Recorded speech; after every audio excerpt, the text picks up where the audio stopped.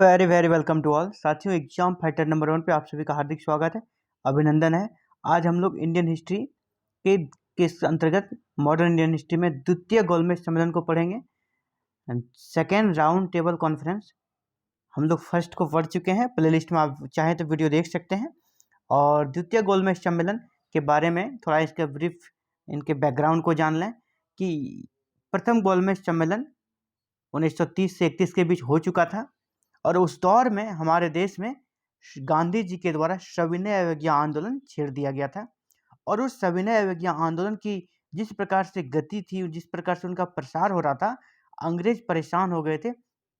अंग्रेज चाहते थे इस आंदोलन को किसी भी तरह बंद करना। और इसी क्रम में तेज बहादुर सप्रू और जयकर के प्रयासों से गांधी जी को मनाने का प्रयास शुरू हुआ। और उनके सहयोग से इरविन और गांधी जी के बीच गांधी इरविन समझौता होता है 5 मार्च 1931 को।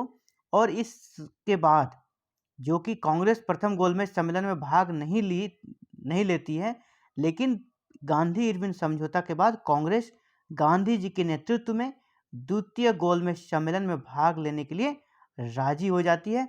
और एकमात्र गोलमेज सम्मेलन है जिसमें कांग्रेस ने प्रतिनिधि अपने भेजे थे और गांधी जी सम्मेलन में भाग लेने गए थे। तो द्वितीय गोलमेज सम्मेलन में गांधी जी गए तो उनके साथ और कौन कौन थे, क्या क्या बातें हुई, क्या यह गोलमेज सम्मेलन सफल हुआ, इन सारी चीज़ों के बारे में हम लोग एक एक करके देखेंगे। तो चलिए, द्वितीय गोलमेज सम्मेलन में जाने से पहले गांधी जी ने क्या किया था, और जो सविनय अवज्ञा आंदोलन था उसे स्थगित कर दिया था, खत्म नहीं किया था। लेकिन सम्मेलन में जा रहे थे तो गांधी इरविन समझौते के तहत उस आंदोलन को कुछ दिनों के लिए स्टे कर दिया और वो सम्मेलन में भाग लेने गए थे। और ये सम्मेलन चला था 7 सितंबर 1931 से 1 दिसंबर 1931 तक। लंदन में हुआ था तीनों गोलमेज सम्मेलन। सेंट जेम्स पैलेस जो लंदन में है वहीं पे हुआ था। ये दूसरा भी वहीं पे हुआ, सेंट जेम्स पैलेस लंदन।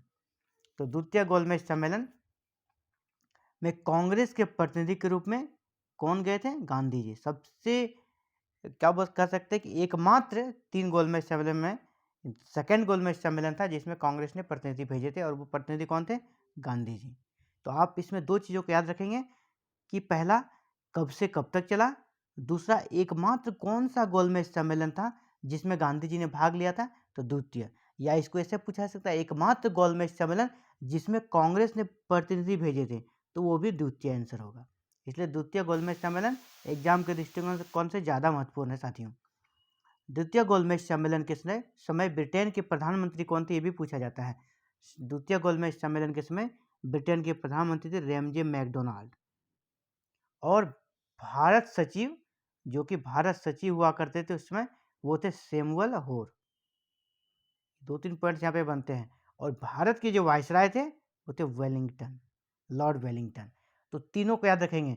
द्वितीय गोलमेज सम्मेलन के समय ब्रिटेन के प्रधानमंत्री कौन थे? Ramsay McDonald. भारत सचिव कौन थे? सैमुअल होर। और भारत के वायसराय कौन थे? वेलिंगटन।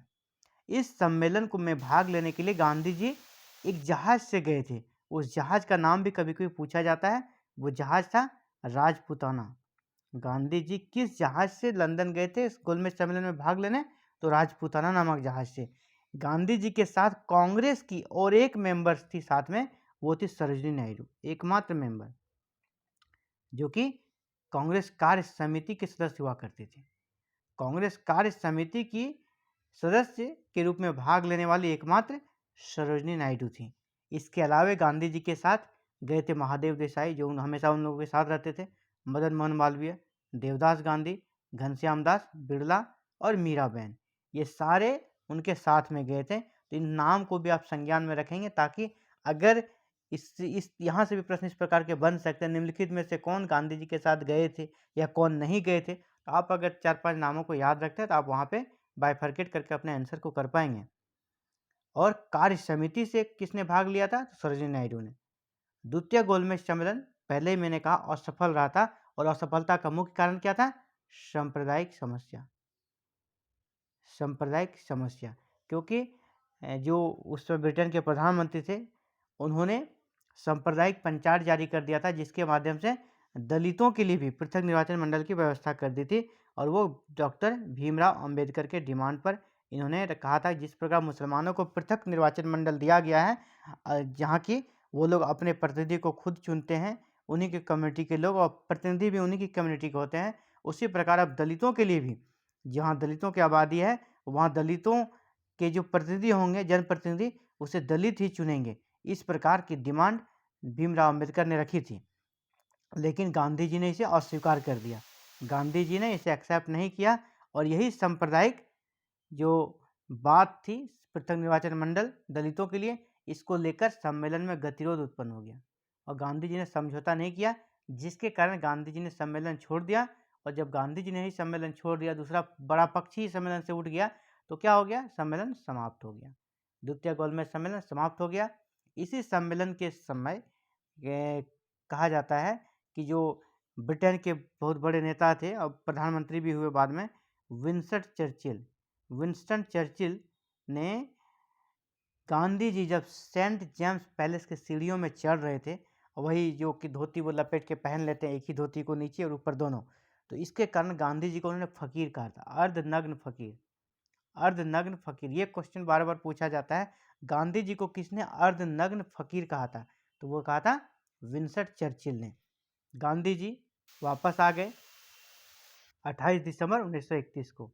सबसे पहले बम्बई आए और बम्बई में उन्होंने कहा कि मैं खाली हाथ लौटा हूँ, किंतु मुझे संतोष है कि जो ध्वज मुझे सौंपा गया था उसे नीचे नहीं होने दिया, इसके सम्मान के साथ समझौता नहीं किया।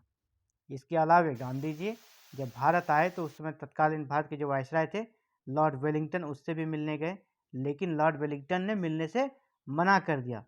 और जब लॉर्ड वेलिंगटन ने मिलने से मना कर दिया और जो लॉर्ड इरविन समझौता था कि भारतीयों को रिहा कर दी जाएगी, जो कि आंदोलन के समय उनकी संपत्ति को जब्त किया गया तो उनकी संपत्ति को वापस कर दिया जाएगा, इन सब चीज़ों से भी अब ब्रिटिश सरकार धीरे धीरे मुकर गई, यानी वादों का दफन कर दिया।